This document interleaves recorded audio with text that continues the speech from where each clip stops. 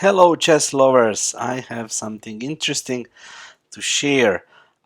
Tomorrow, there will be a fourth game of the World Championship match, and another event is happening tomorrow, and that is Magnus Carlsen's birthday is tomorrow.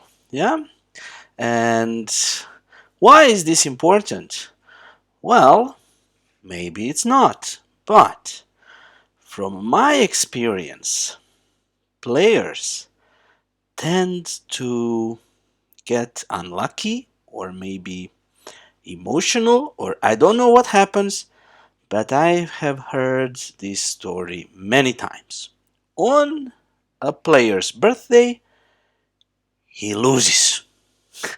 It just happened so many times. I sometimes watch tennis, and I've seen it many, many times. Something happens with the player, and even if he's a favorite, he often loses. Not always, let's be clear. But also in chess. Just a few weeks ago, I watched a broadcast of FIDE Grand Swiss, or something like that. Yeah, FIDE Grand Swiss. And there was a player playing there, and he lost on his birthday. And the hosts, the commentators were Stuart Conquest, GM Stuart Conquest from England, and GM Anna Mazichuk from Ukraine. And Conquest asked her, "Do you have some memories about playing on your birthday?" And she said, "Yes, one of my worst losses was on my birthday when I played for the World Championship. I didn't even know that she played for the World Championship against a Chinese player sometime in the past, but she also lost.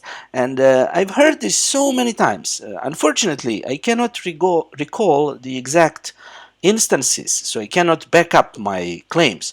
But I remember this. I remember so many times observing or listening the anecdotes about players losing on their birthdays.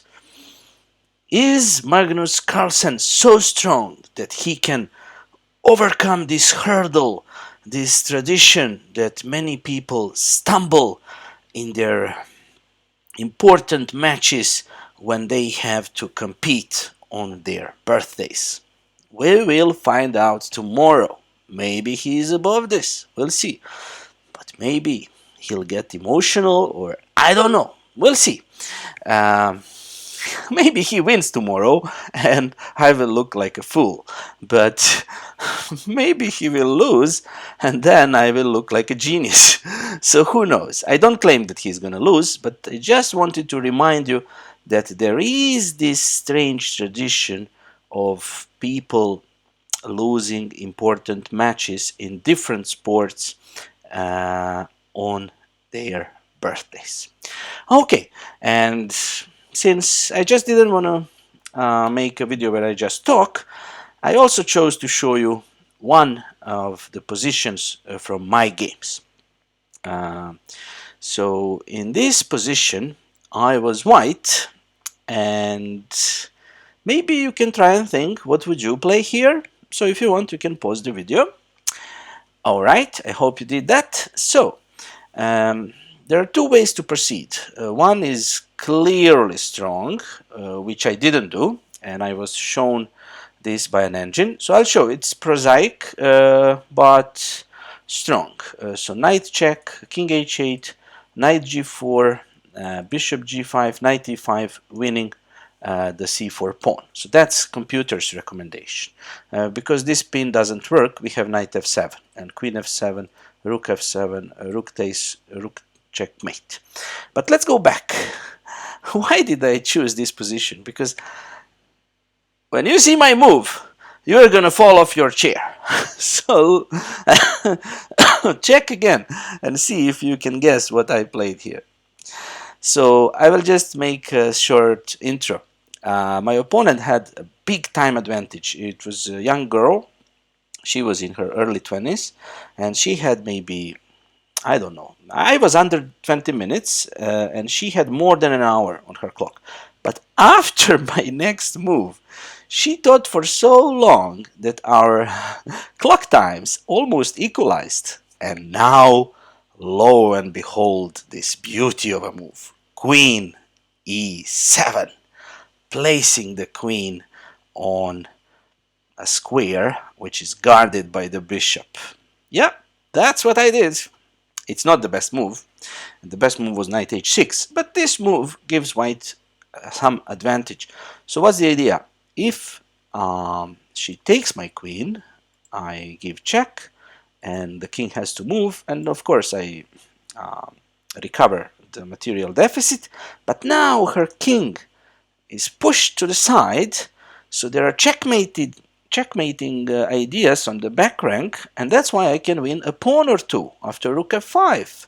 Because look, if she goes for a counterattack, I take her pawn, and she doesn't have time for this because the king is in the corner.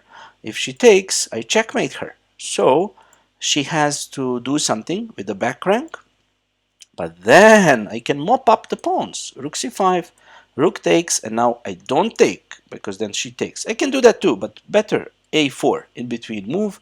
And on the next move, I'm going to pick up this guy like rook c2, rook c4. And now I just have two connected pass pawns. Yeah, she's only a pawn down, but these two pass pawns, they cannot be stopped. So that's the basic idea of this queen e7 move. Let's check some other defenses. Maybe instead of attacking here, she can try to defend this guy with rook d8. Okay, but then this guy is for free. And if she attacks my rook, there is a strong move here. I didn't see it during the game, but I couldn't calculate everything, and we didn't reach this position, so maybe I would have found it, maybe not. Who knows? And that move is rook b7. So not allowing any counterplay like this. So white is a pawn up, and he has all the trumps. Yeah, one weakness, second weakness, very strong rook, and basically this is a lost endgame. But who knows, maybe I would have gone for this move because I haven't reached this position. So I looked at it, but I wasn't sure what I would have played. So in this position she can fight, yeah, because she's penetrating here, and then she's attacking my pawns from behind. I'm probably not going to have two connected pass pawns.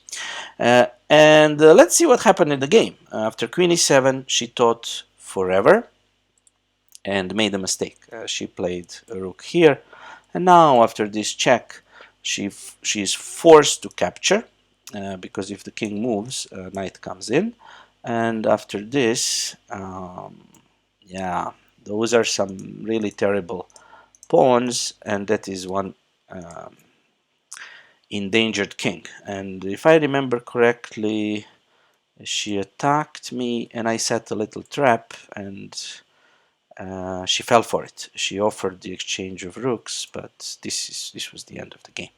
Okay, but this is not so important. What I wanted to share with you that even though it was not the strongest move, I think it was the most beautiful move, Queen e7, the move I played. A little brag, but I wanted to give some more um, content to this video. Thank you for watching, and let's see if Magnus is tomorrow gonna avoid that landmine called his birthday. Bye.